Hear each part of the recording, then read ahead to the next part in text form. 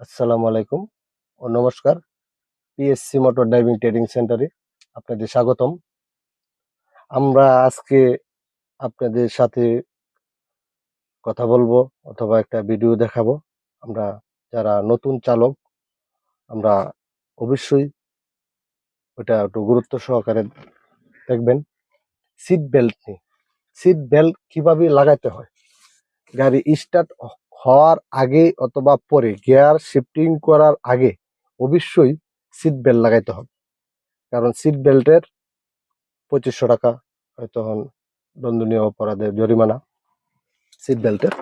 আমরা অবশ্যই সিট বেল্টটা এরকম ভাবে টান দিয়ে নিয়ে, এই যে দেখেন, এই যে দেখেন, এদিকে একটু দেখান, এই যে দেখেন, এখানে একটা সুইচ আছে, ওটার মধ্যে এই যে চাপ, দেখছেন, চাপ দিয়ে এই যে এখন আমার সিট বেল্টটা হয়েছে। আবার আবার যদি আমি খুলতে চাই তাহলে এই যে লাল একটা বাটন আছে, লাল বাটনটা আমরা চাপ দিব, চাপ দিয়ে এই যে খুলে নিব।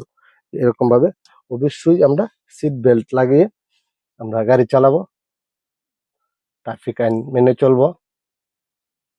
আজকে সিট বেল্ট নিয়ে এতটুকুই। সকলকে ধন্যবাদ।